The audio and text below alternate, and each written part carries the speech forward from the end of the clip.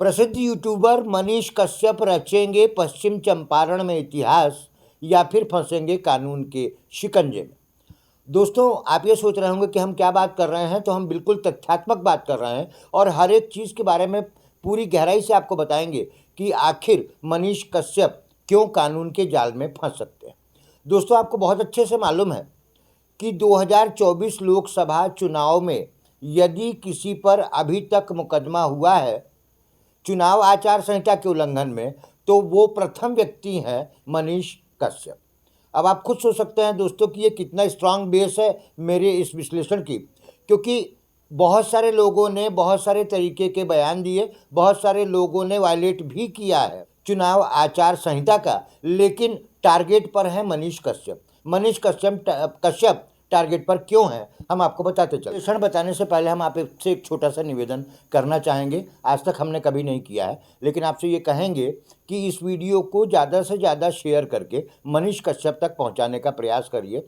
मनीष कश्यप इसलिए टारगेट पर हैं कि मनीष कश्यप एक सैनिक के बेटे हैं, गरीब घर से आते हैं, खपरेल का मकान है उनका, और बहुत अच्छे लोकेशन में वो नहीं रहते। वो जिस लोकेशन में रहते हैं वो 3 नदियों से घिरा हुआ बाढ़ का एक क्षेत्र है, जहाँ से निकल कर के आना और अचानक लोकप्रियता का ग्राफ इतना बढ़ जाना अपने आप में उनके विरोधियों को पचेगा नहीं, और पच नहीं भी रहा है। ये अंदर की बात हम आपको बता रहे हैं कि उनके विरोधियों को नहीं पच रहा है। हम ये भी बताएंगे कि उनके विरोधी कौन है। इसलिए नहीं पच रहा है क्योंकि कलम का सिपाही जब भी कभी उठ कर के और व्यवस्था के खिलाफ बोलता है या व्यवस्था में शामिल होकर के इस तरीके से परिवर्तन चाहता है जो कि आम जनता के अनुकूल वातावरण बनाने की बात करता है, तो कहीं ना कहीं उसके विरोधियों की संख्या भी बढ़ जाती है।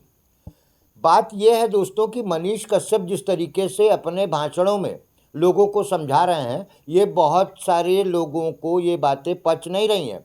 इसलिए नहीं पच रही हैं कि मनीष कश्यप की लोकप्रियता का ग्राफ दिन बर दिन इतनी तेज़ी से बढ़ रहा है, इतनी तेज़ी से बढ़ रहा है कि हमने कभी अपने जीवन में किसी निर्दलीय उम्मीदवार की इतनी लोकप्रियता कभी नहीं देखी। बिना संसाधन के, बिना किसी पूंजी के यदि हजारों लोगों की भीड़ इकट्ठी हो जा रही है मनीष कश्यप की आम सभा में, जो कि बहुत व्यवस्थित नहीं होती, कुछ भी नहीं होती। हमने आपको कल के वीडियो में बताया था कि कड़कती धूप में भी मनीष कश्यप जो है वो अपनी गाड़ी के ऊपर खड़े होकर के और लोगों से बातचीत करने लगते हैं।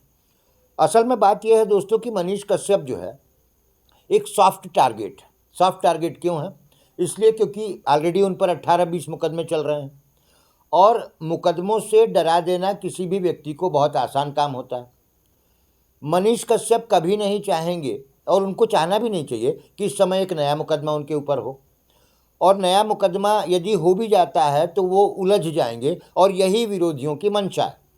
विरोधियों की मंशा ये है कि मनीष कश्यप के ऊपर वो रिसर्च कर रहे हैं बैठ करके कि कानून की ऐसी कौन कौन सी धाराएं खोजी जाएं जिसके सॉफ्ट टारगेट बन जाएं मनीष कश्यप, और मनीष कश्यप पर किसी तरीके से या तो आचार संहिता का कोई मुकदमा दायर करवा दिया जाए या फिर उनके ऊपर कोई ऐसा मुकदमा कायम करा दिया जाए कि वो चुनाव न लड़ने पाए। दोस्तों, हम आपको बताते चलें कि मनीष कश्यप के विरोधियों की संख्या इसलिए भी बढ़ रही है क्योंकि अब लोगों की जो शंका थी कि ऐसा हो ही नहीं सकता कि मनीष कश्यप चुनाव जीत जाए, तो वो शंका उनके दिमाग से भी दूर हो गई। हालांकि आप बहुत अच्छे से जानते हैं कि उनको किसी बड़ी पार्टी से या छोटी पार्टी से टिकट नहीं मिला है, और ये बात और तनाव बढ़ा देने वाली बात, क्योंकि यदि वो किसी पर्टिकुलर पार्टी से होते तो उनके ऊपर मुकदमा करने की हिम्मत सबकी नहीं होती। लेकिन चूंकि वो निर्दल प्रत्याशी हैं, अपने बलबूते पर चुनाव लड़ रहे हैं, तो कहीं ना कहीं वो सॉफ्ट टारगेट बने हुए हैं। कुछ पर्टिकुलर राजनीतिक पार्टियों के निशाने पर है और कुछ पर्टिकुलर विरोधियों के निशाने पर है, क्योंकि इस धरती पर कोई ऐसा व्यक्ति नहीं है जो ये कह सके कि मुझे पूरी दुनिया पसंद करती है। और ये बात मनीष ने खुद अपने बयान में भी बहुत सारे चैनलों को कहा है कि कोई ज़रूरी नहीं कि सारे लोग मनीष कश्यप को पसंद करते हों, लेकिन जो पसंद करते हों उनके भी बच्चों को हम रोज़गार देंगे, और जो पसंद नहीं करते हैं उनके बच्चों को भी हम रोज़गार देंगे। इस तरीके का बयान आप उनका देख सकते हैं यूट्यूब पर जा कर के। हमारा आज का ये वीडियो बनाने का उद्देश्य ये है दोस्तों कि हम मनीष कश्यप को थोड़ा सा अपनी तरफ से, अपनी बड़ी उम्र होने के नाते उनको कुछ सलाह देना चाहते हैं। सलाह ये देना चाहते हैं कि अभी अभी मैं एक वीडियो देख रहा था सोशल मीडिया पे, एक बड़े चैनल के पत्रकार ने छोटे छोटे बच्चों से, जिनकी उम्र 10 से 12 साल रही होगी, वो ये पूछ रहे हैं कि आप मनीष कश्यप को क्यों वोट दोगे, तेजस्वी यादव के बारे में उन्होंने पूछा, तो जैसे ही तेजस्वी यादव का नाम आया उस बच्चे ने चप्पल उठा ली।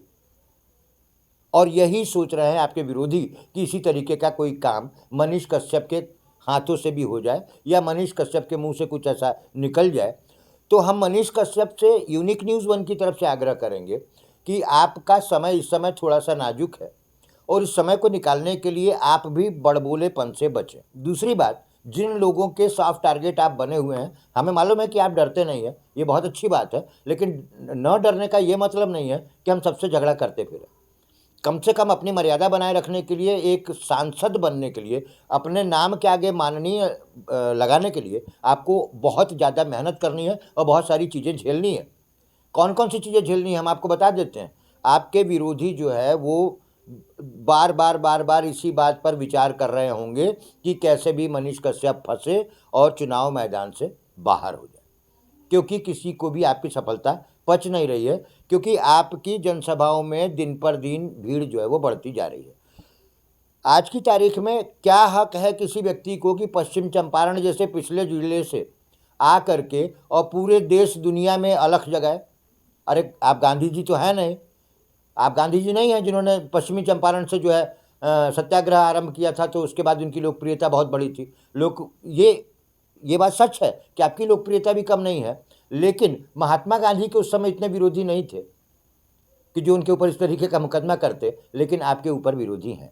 हम अपने चैनल के माध्यम से आपको एक बात बताना चाहेंगे दोस्तों कि मनीष कश्यप जो है जिस तरीके से अपनी बात जनता के सामने रख रहे हैं, एक एक बात का बहुत गहरा असर हो रहा है विरोधियों में, और वो कभी भी नहीं चाहेंगे कि आम जनता के अंदर एक क्रांति पैदा हो। लेकिन एक खुशखबरी है कि क्रांति पैदा हो चुकी है और लोग सीधा सीधा कह रहे हैं कि हम चंदा देंगे। मैं एक वीडियो देख रहा था दोस्तों, तो मुझे पता चला कि पटना स्टेशन पर एक भिखारी, जो डिजिटल भिखारी है, जो भीख मांगता है, उसने दावा किया सोशल मीडिया पे कि 1 लाख रुपया मैं दूंगा। एक बूढ़ी माता ने दावा किया कि 1 लाख रुपया मैं दूंगी। कोई 11 रुपये देने का दावा कर रहा है, कोई 1,000 रुपये देने का दावा कर रहा है, कोई 10,000 रुपये देने का दावा कर रहा है। तो कहीं ना कहीं मनीष कश्यप हर घर के बेटे नहीं है, लेकिन फिर भी हर परिवार उनको अपना बेटा मान करके यदि उनका सहयोग कर रहा है, तो उनसे जलने वाले और उनके विरोधियों की संख्या भी है बहुत ज़्यादा। ये मान के चलिए कि आप किसी बड़ी पार्टी से यदि चुनाव में उतरे होते, तो कहीं से भी बाधाएं आपका पीछा नहीं करती और आप सीधे सीधे निकल जाते। ये बात और है कि किसी पार्टी ने यदि आपको सपोर्ट नहीं किया, तो हम सलाम करते हैं आपकी हिम्मत को, एक यूट्यूबर होने की वजह से, कि आपने कलम को जिंदा रखा और कम से कम एक इतिहास रचने जा रहे हैं कि पश्चिम चंपारण की धरती से एक यूट्यूबर जो है माननीय बन करके संसद में जाने का इच्छुक ही नहीं है, बल्कि पूरा दावा भी कर रहा है। और मनीष कश्यप जितना दावा नहीं कर रहा है, उतना वहाँ लोकेलिटी के लोग दावा कर रहे हैं। तो अपने आप में ये बहुत बड़ी बात है। दोस्तों, कैसा लगा हमारा ये विश्लेषण, हमें कमेंट में ज़रूर बताइएगा। मैं हूँ अरियम श्रीवास्तव और आप देख रहे हैं मेरा YouTube channel unique news one, और यदि आप मुझे फेसबुक पर देख रहे हैं तो आप देख रहे हैं यूनिक न्यूज़ वन। बहुत बहुत धन्यवाद।